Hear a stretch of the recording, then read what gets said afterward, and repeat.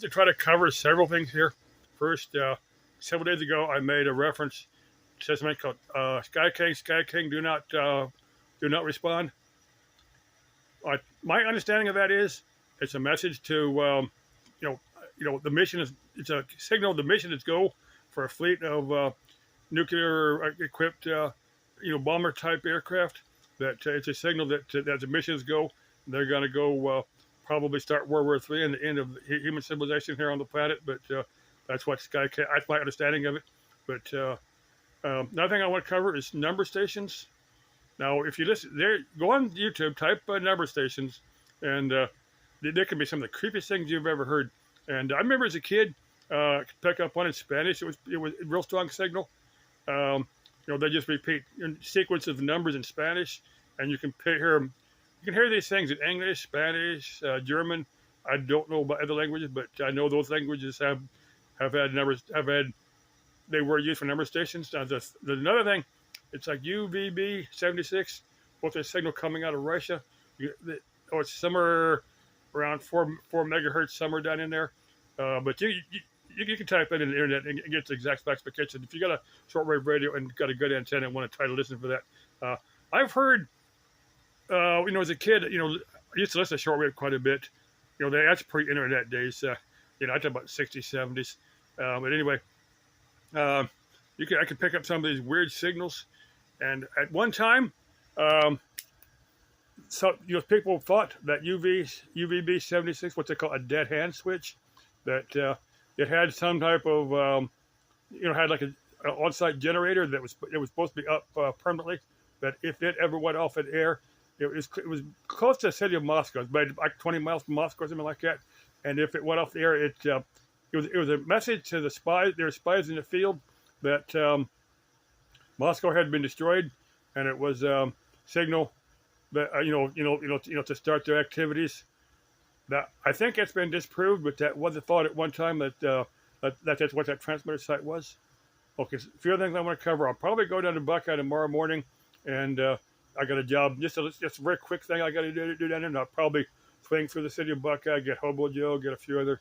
I've got a couple other videos of Hobo Joe, but I didn't do them very good. I'm going to try to, make as many videos as I can, and try to put more and more effort into making them a little bit better. So I hope that I can get the hang of this YouTube thing. But another job, lady called me earlier, and I don't know if I got to go into Phoenix or not. But if I do, I'll probably do that first and get Buckeye either later tomorrow or if I get later today. I probably won't get any videos down there because it'll probably be too hot to. I'll just do that one job and come right back. But if I get the other job in Phoenix, I'll probably get some video from the rooftop over there. Just swing out around there and post that in a day or two. I may go to the zone. I may go, where the zone was. I'll get that in a second. I may go down to West Tech and get some videos from West Tech. I may not, just depending on how the day goes.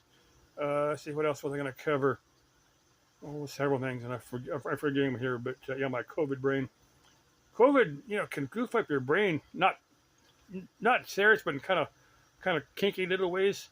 I don't know quite how I describe it, but makes you more forgetful. And simple math is kind of, not every time, but on rare occasions, simple math just kind of eludes me.